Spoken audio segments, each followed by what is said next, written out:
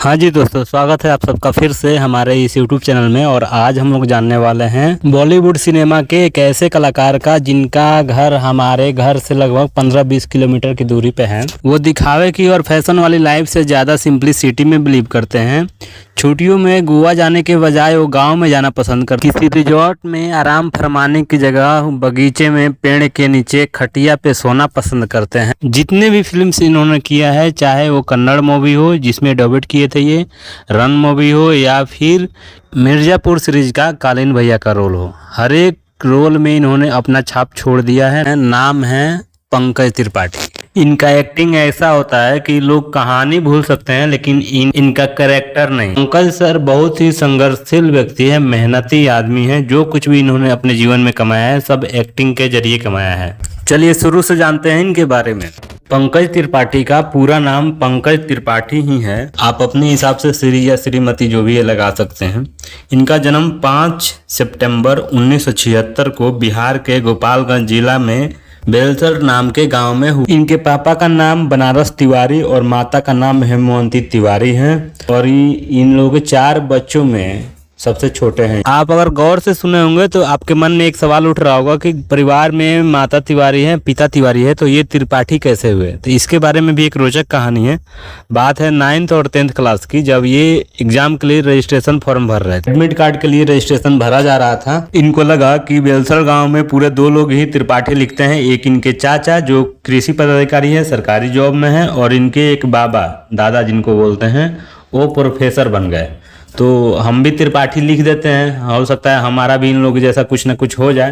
तो यही सोचकर इन्होंने अपना नाम त्रिपाठी करवा दिया, पंकज त्रिपाठी। और इनके पापा का नाम भी इनके डॉक्यूमेंट में बनारस त्रिपाठी करवा दिया। 9th में मैंने सोचा जितने तिवारी लिखते हैं वो सब पंडिताई करते हैं, खेती करते हैं। वो गांव में है जो त्रिपाठी लिखते हैं, दोनों महत्वपूर्ण लोग हैं। तो मैं 9th क्लास में अपने नाम में पंकज त्रिपाठी कर दिया। पिता के नाम का भी बदल दिया, क्योंकि पिता का सरनेम तो पेपर में तो उनका नाम भी त्रिपाठी कर दिया। तो मैं पहला पुत्र हूँ जिसने पापा का सरनेम बदल दिया था। पंकज सर का हाइट 5 फीट 7 इंच है। इनका अपना परिवार में इनकी एक बेटी। पंकज त्रिपाठी ने अपना कैरियर बॉलीवुड मूवी में रन मूवी से किया था। हालांकि इससे भी पहले इन्होंने एक कन्नड़ मूवी की थी जिसका नाम आपको स्क्रीन पे दिख रहा होगा। एक्चुअली में हम इसका प्रोनाउंसिएट नहीं कर पा रहे हैं, इसलिए हमने शो कराया है। कन्नड़ मूवी 2003 में रिलीज हुई थी और रन जो है बॉलीवुड वो 2004 में रिलीज हुई थी। कन्नड़ मूवी में छोटा सा सीन होने की वजह से उनको पहला फिल्म ना मान के रन मूवी का इनका पहला कैरियर माना जाता है, बॉलीवुड फिल्मी कैरियर। प्रारंभिक पढ़ाई 12 तक इन्होंने अपने गांव से ही की। और ये बचपन से ही एक्टिंग में मतलब इंटरेस्ट इनका दिखता था कि इनका इंटरेस्ट एक्टिंग में है। पढ़ाई लिखाई के समय में गांव में जो भी नाटक होता था, नाटक प्रोग्राम होता था, उसमें ये भाग भी लेते थे और उसमें अक्सर लड़की का रोल निभाते थे। और भी रोल निभाते थे लेकिन लड़की का भी रोल निभाते थे, जिनसे गाँव वाले इनको चिढ़ाते भी थे और कुछ उसी में से इनको सजेशन भी देते थे कि अपना कैरियर एक्टिंग में बनाओ। 12th तक पढ़ाई करने के बाद ये होटल मैनेजमेंट कोर्स करने पटना चले गए।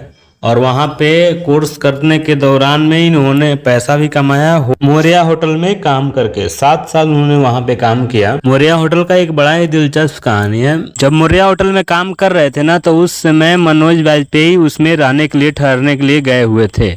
उनको वो गुरु मानते थे। तो जब उनको पता चला कि मनोज वाजपेयी सर आए हुए हैं हमारे होटल में, मोरिया होटल में, तो वो अपने स्टाफों को बोल दी कि उस रूम से जो कुछ भी ऑर्डर आए सबसे पहले हमें बताना, हम उसमें सर्विस देना चाहते हैं। वो हमारे गुरु हैं। अगले दिन मनोज सर जब चेकआउट करके बाहर निकल जाते हैं तो त्रिपाठी जी जाते हैं रूम चेक करने के लिए। तो देखते हैं कि उसमें उनका स्लीपर मतलब चप्पल छूटा हुआ है। चप्पल को अपने गुरु जी का चरण पादुका समझ के वो अपने पास रख लेते हैं। और ये बात उनको गैंग ऑफ वासेपुर के शूटिंग के दौरान मनोज सर को पता चला, जब दोनों आदमी साथ में काम कर रहे थे। मनोज वाजपेयी जी, अच्छा आप नीचे बैठो। अच्छा मैं मनोज वाजपेयी, हाँ वो आया पीछे से आया ऐसे, अच्छा ऐसे करके बैठा उसे।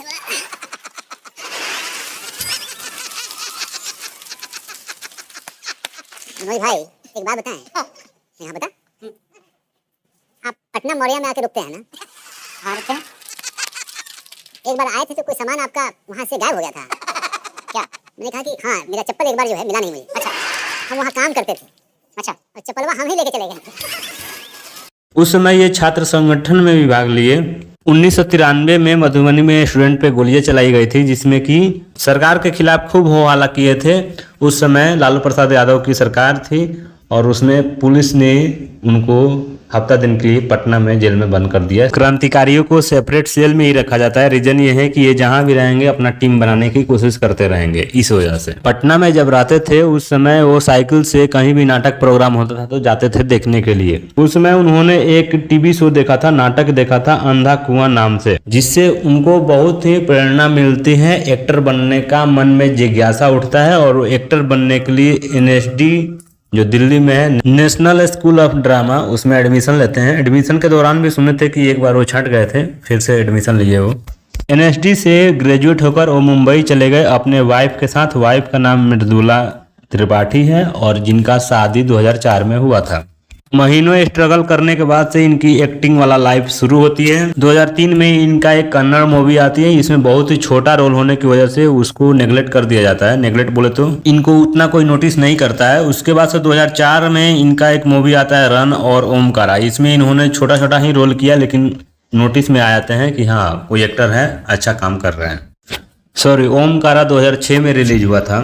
उसके बाद से इनकी फिल्मी कैरियर में एक से बढ़ के एक मूवी आते रह गए जिनमें सैड रोल का इन्होंने सीन किया। अपहरण 2005 में आया। बंटी और बबली में भी इन्होंने काम किया। धर्म, मिथ्या, शौर्य, चिंटू जी, 12 आना, ये सब इनका 2004 से 2010 के बीच के फिल्म के नाम है। इन्होंने भोजपुरी फिल्म में भी विलेन के तौर पे काम किया है। प्यार बिना चैन कहाँ रे, पवन सिंह उसमें एक्टर रहे हैं। प्यार बिना चैन कहाँ रे 2009 में रिलीज हुआ था।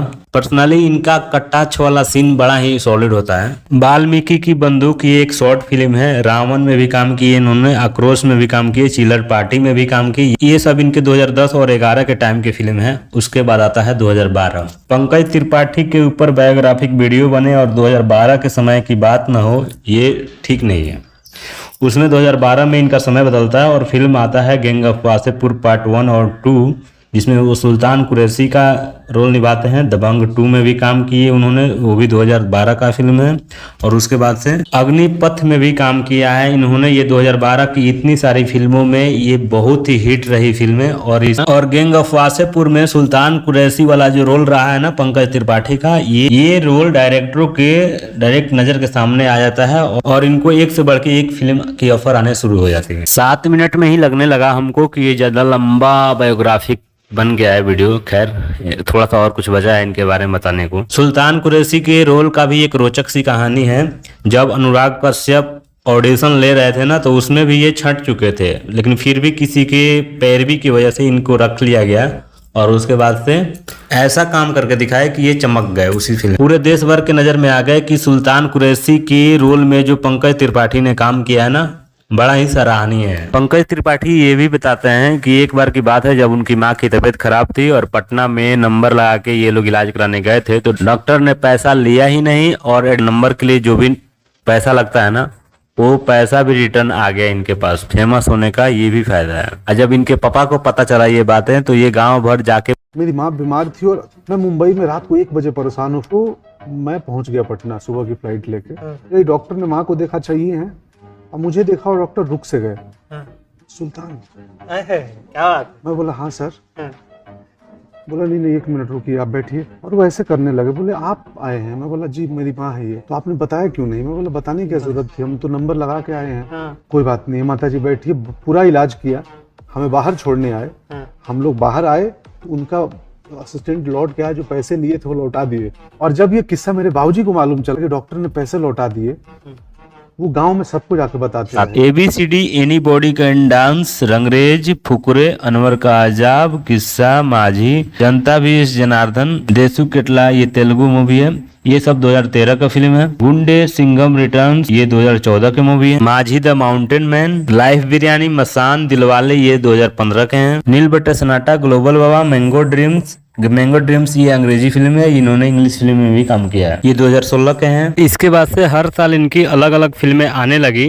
न्यूटन 2017 में रिलीज हुआ, उसमें भी बहुत काफी नाम कमाए। उसके बाद से आता है 2018 में एक वेब सीरीज लॉन्च होता है जिसमें ये लीड रोल में काम कर रहे होते हैं। इनका नाम होता है कलिन भैया और उसमें जो छाप छोड़ते हैं ना, ये एकदम भौकाल मचा के रख देते हैं। और उसमें इनका गर्दन हिलाने का जो एक्टिंग है ना, मानो इनके एक्टिंग में 4 चांद लगा दिया। 2018 में फर्स्ट पार्ट आता है, 2020 में सेकंड और 2024 में 5 जुलाई से स्ट्रीमिंग हो रहा है Amazon prime third part Mirzapur series का। ये धारावाहिक टीवी शोज में भी काम किए हुए हैं। इनका प्रसिद्ध टीवी शो सरोजनी एक नई पहल है जिसका एक ही सीजन बना था, हिंदी में बना था और जी टीवी से रिलीज हुआ था 20/7/2015 से लेकर 30/4/2016 तक शाम में शनिवार को 6:30 बजे से आता था। उसी टीवी शोज में दुष्यंत सिंह नाम का किरदार निभा रहे थे। ये अभी तक लगभग 70 मूवीज कर चुके हैं, 60 टेलीविजन शोज कर चुके हैं कुल मिलाकर। न्यूटन और मिमीज के लिए इनको नेशनल फिल्म अवार्ड भी मिला है।